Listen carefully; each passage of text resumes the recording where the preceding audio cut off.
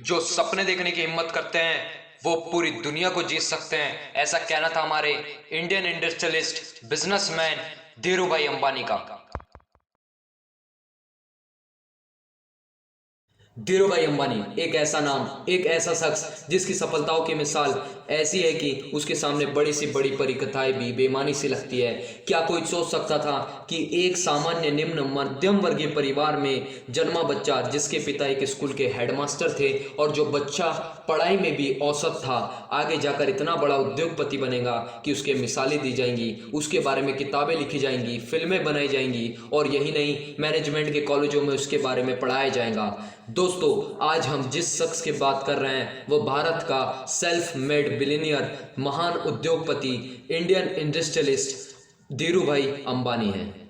बड़ा सोचो, तेजी से सोचो और आगे की सोचो। कल्पना पर किसी का एक अधिकार नहीं होता, ऐसा कहना था रिलायंस इंडस्ट्रियलिस्ट की नींव रखने वाले धीरू भाई अंबानी का। 28 दिसंबर 1932 को उनका जन्म गुजरात के जूनागढ़ जिले में के एक छोटे से गांव चोरवाड़ में हुआ था। उनका पूरा नाम धीरजलाल हीराचंद अंबानी था। आज उनके द्वारा खड़ा किया हुआ बिजनेस उनके दोनों पुत्र मुकेश अंबानी और अनिल अंबानी संभाल रहे हैं। लेकिन क्या आप जानते हैं उन्होंने कैसे अपने बिजनेस की शुरुआत की और कैसे रिलायंस इंडस्ट्री को भारत की सबसे बड़ी इंडस्ट्री बना दिया? धीरू भाई अंबानी का पढ़ाई में मन नहीं लगा और घर की आर्थिक कठिनाई को देखते हुए उन्होंने कम उम्र से ही छोटे मोटे काम करना शुरू कर दिया था। पहले धीरू भाई अंबानी ने फल और नाश्ते बेचने का काम शुरू किया। उसके बाद उसमें कुछ फायदा नहीं हुआ, जिस कारणवश उन्होंने दिमाग लगाया और गांव के नजदीक स्थित धार्मिक पर्यटन स्थल गिरनार में पकौड़े बेचने का काम शुरू कर दिया। यह काम पूरी तरह आने वाले पर्यटकों पर निर्भर था, जो साल में कुछ समय तो अच्छा चलता, बाकी समय इसमें कोई खास लाभ नहीं होता था। धीरू भाई ने इस काम को भी कुछ समय बाद बंद कर दिया। तमाम असफलताएं मिलने के बाद धीरू भाई अंबानी ने अपने बड़े भाई रमनिक की मदद से यमन में नौकरी करने का फैसला किया। उन्होंने सेल कंपनी के पेट्रोल पंप पर अपनी पहली नौकरी की और करीब 2 साल तक नौकरी करने के बाद वे अपनी कार्यकुशलता और योग्यता के बल पर मैनेजर के पद पर पहुंच गए।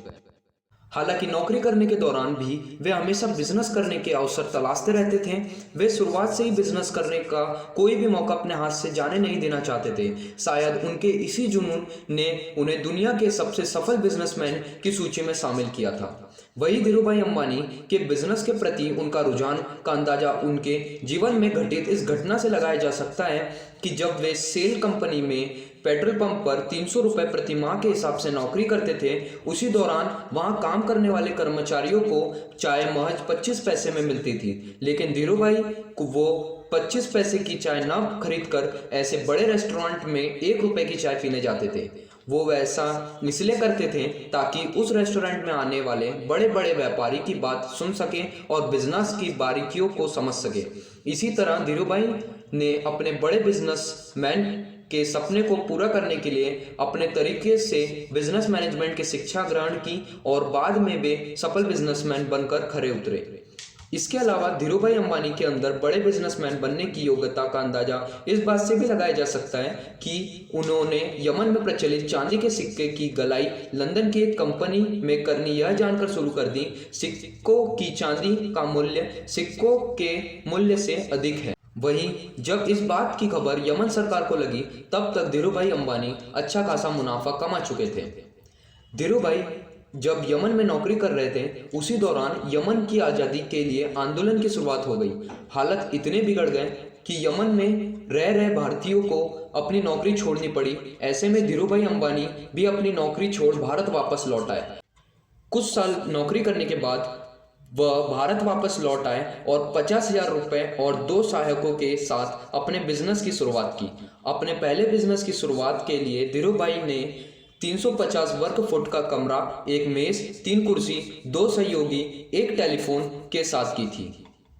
कुछ दिनों तक बाजार को करीब से देखने के बाद धीरू भाई को यह समझ आ गया था कि भारत में पॉलिस्टर की मांग सबसे ज़्यादा है और विदेशों में भारतीय मसालों की बिजनेस का आइडिया उन्हें यहीं से आया।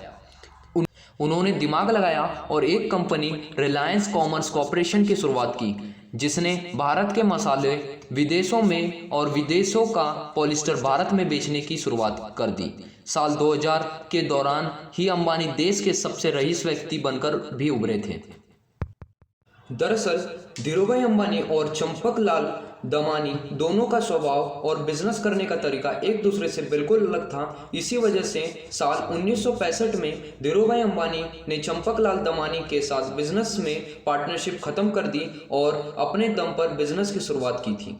दरअसल चंपकलाल दमानी एक सतर्क व्यापारी थे। उन्होंने सूद बनाने के माल में कोई रुचि नहीं थी, जबकि धीरूभाई अंबानी को रिस्क उठाने वाला व्यापारी माना जाता था। इसके बाद धीरूभाई अंबानी ने सूद के व्यापार में अपनी किस्मत आजमाई और सकारात्मक सोच के साथ इस बिजनेस की शुरुआत की। धीरूभाई अंबानी को अपने माल की कीमत पहले से ही बढ़ाने की उम्मीद थी। वहीं धीरे धीरे धीरूभाई अंबानी को कपड़े के व्यापार में अच्छी खासी समझ हो गई थी। इस व्यापार में अच्छे मौके मिलने की वजह से उन्होंने साल 1966 में अहमदाबाद के नरोड़ा में एक कपड़ा मिल की स्थापना की, जहां पर कपड़ों को बनाने में पॉलिस्टर के धागों का इस्तेमाल हुआ और फिर धीरूभाई अंबानी ने इस ब्रांड का नाम विमल ब्रांड रखा। आपको बता दें, इस ब्रांड का नाम धीरूभाई अंबानी के बड़े भाई रमनिक लाल अंबानी के बेटे विमल अंबानी के नाम पर रखा गया था और इस ब्रांड का पूरे भारत में जमकर प्रचार प्रसार किया गया। वही धीमे धीमे विमल ब्रांड भारत के छोटे मोटे इलाकों में भी घर घर घरेलू नाम बन गया। साल 1975 में विश्व बैंक की टेक्नीशियन टीम ने रिलायंस टेक्सटाइल के निर्माण इकाई का दौरा किया और उससे विकसित देशों के मानकों को भी अच्छा बताया।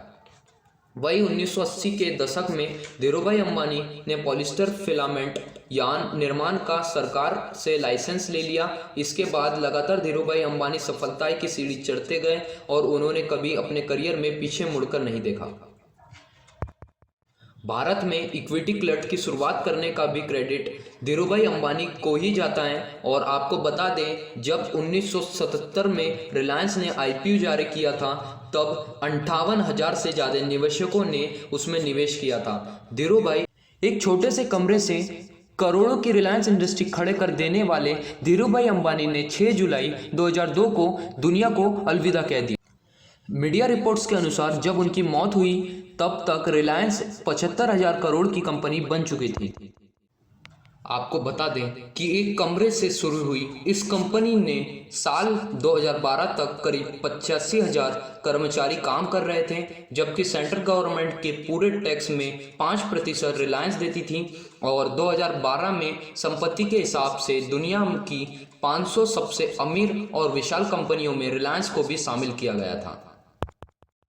इस तरह बिजनेस की दुनिया में बेताज बादशाह धीरूभाई अंबानी ने रिलायंस इंडस्ट्री की शुरुआत कर न सिर्फ सफलता हासिल की, बल्कि पूरी दुनिया के सामने एक मिसाल कायम भी की है।